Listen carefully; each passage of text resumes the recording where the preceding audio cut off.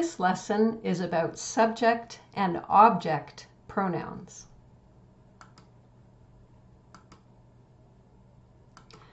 Pronouns are a type of noun. And remember, a noun is a person, place, or thing. And what pronouns do is they take the place of a noun that we talked about before. So let's look at an example. Ahmed bought a new shirt and he wore it today. He and it are pronouns. And he takes the place of Ahmed that we talked about before. And it takes the place of shirt, which we also talked about before. And so the reason why we use pronouns is because they help us to not repeat words again and again and again, which is boring. And they also help us to communicate more quickly because pronouns are short little words. And when you use the full noun, it makes the sentence much longer. So if we didn't have pronouns, this sentence would sound like this. Ahmed bought a new shirt and Ahmed wore the shirt today. So it's not good to repeat the same words again and again, especially as a piece of writing gets longer and longer.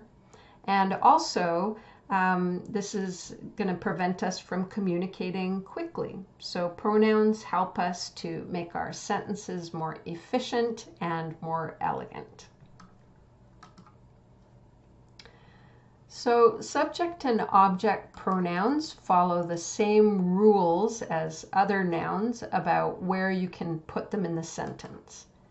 And a subject pronoun does the action, and an object pronoun is affected by the action.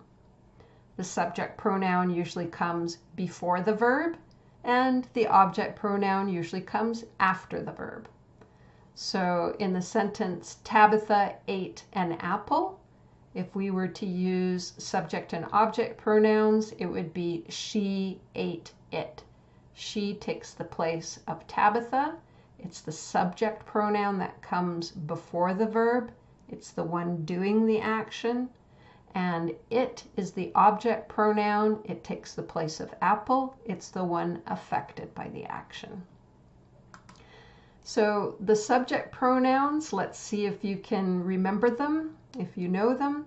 They are I, you, he, she, it, we, you, and they. And the object pronouns are me, you, him, her, it, us, you, and them. So maybe it will help you to remember the object pronouns if you notice that 3 of them have an M. Me, him, them. Maybe that'll help a little bit.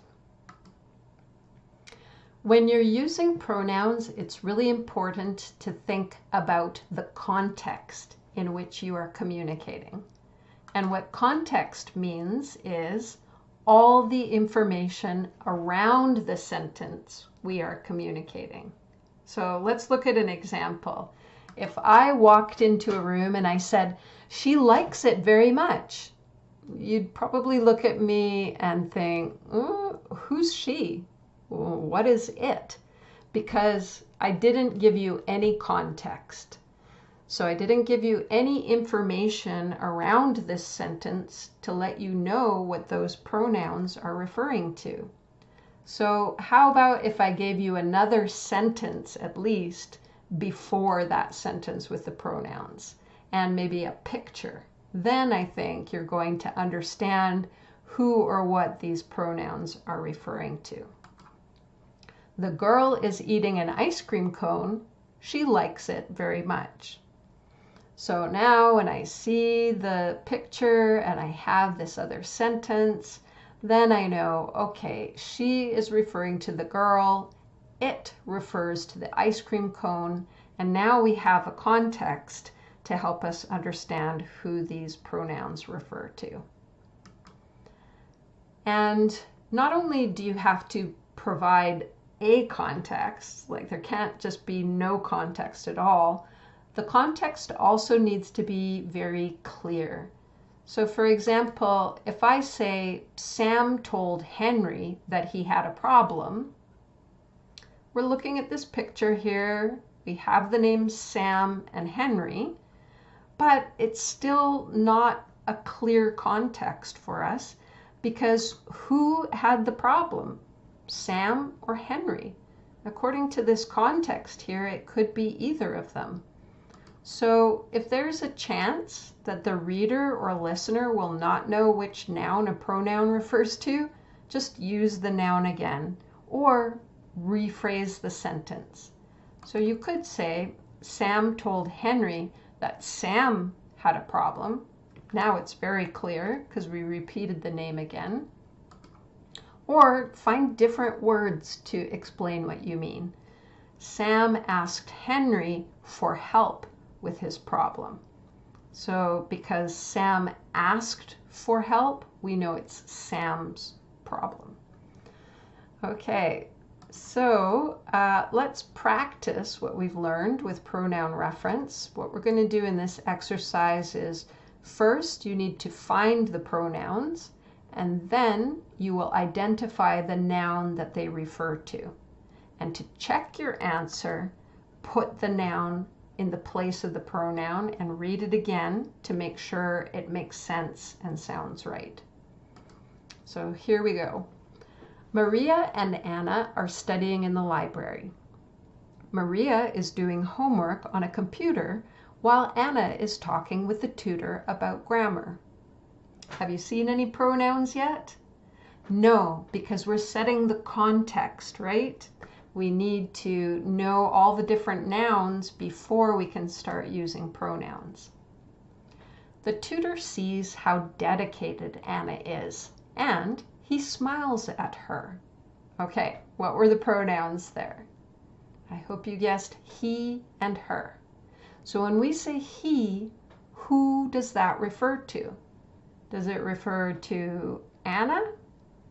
To grammar? What noun is it referring to? Well, it's referring to the tutor. Okay, so it's the tutor that we most recently were talking about, and that's how good pronoun reference works. It's usually a noun that's very close to the pronoun and makes sense for the context. So he smiles at her. Who is her? So is it Maria? No, Anna is the one we were talking about. So the answer there is Anna. So let's just read the sentence again using the nouns instead of pronouns and see if it makes sense. The tutor sees how dedicated Anna is, and the tutor smiles at Anna. Does that make sense? Yes, it does. So I encourage you to always put that noun back into the sentence and read the sentence again to see if it sounds good, because then you'll know that you understood the pronoun reference correctly. Maria and Anna like studying in the library because it is a quiet place.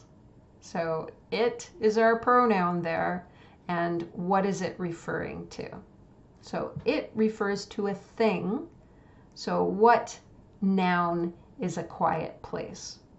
Hopefully you guessed library. All right. Maria and Anna like studying in the library because the library is a quiet place. That makes sense, so we got the correct pronoun reference. Also, when they see lots of other students are studying hard, it motivates them to study hard too. Okay, so what are the pronouns in that sentence? The pronouns are they, it, and them. So who or what is they referring to? They see. Who sees? Well, remember the context. This is a story about Maria and Anna, And we were just talking about them in the previous sentence. So that's the correct pronoun reference there. When Maria and Anna see lots of other students are studying hard, it motivates them to study hard too. So what is it referring to? Remember, it refers to a thing. So this one's a little bit tricky. What is motivating them? The other students studying. So this action is motivating them. This gerund. Studying motivates them.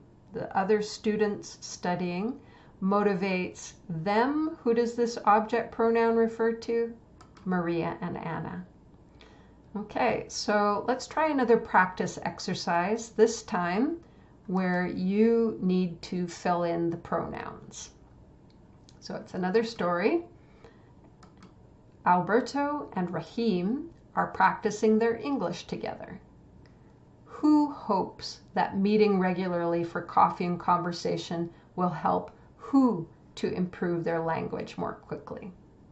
Well, the context was already set when we saw Alberto and Rahim are practicing their English together. So what pronoun would we use to refer to Alberto and Rahim? It's going to be they. And then if we need an object pronoun to refer to them, because it's after the verb, what's it going to be? It's going to be them. They hope that meeting regularly for coffee and conversation will help them to improve their language more quickly. So both of those refer to Alberto and Rahim. The students chose this coffee shop because what is near their school? So remember, the pronoun is going to refer to a noun that happened very close to where the pronoun is. So in this case, it's referring to the coffee shop, so we're going to use it. And just check to make sure you got it right. The students chose this coffee shop because the coffee shop is near their school. Makes sense, so you know you're understanding your pronoun reference correctly. After the friends bought their coffee, who started discussing their English class, their hobbies, and their favorite movies? So the friends bought their coffee. So we're using the determiner their English class, their hobbies, their favorite movies. So I think it's safe to assume that it's they started discussing their English class. Alberto likes horror movies, but Rahim does not like what? Okay, what pronoun are we going to put in here, and what is it referring to? So are we going to say Rahim does not like him? Does that make sense? Rahim does not like Alberto? No, it doesn't make sense. How about Rahim does not like it? Well, it is just one thing. It should be them, because this is referring to the movies, plural. Alberto likes horror movies, but Rahim does not like horror movies. Who prefers watching documentaries? So what makes sense for this context? It's going to be he prefers watching documentaries, and your reader or listener is going to think correctly that you mean Rahim, the last person that we mentioned, because we already talked about Alberto. Rahim prefers watching documentaries. So when we're talking about pronouns, it's also important to mention the issue of personal pronouns, the pronouns that we use to talk about ourselves.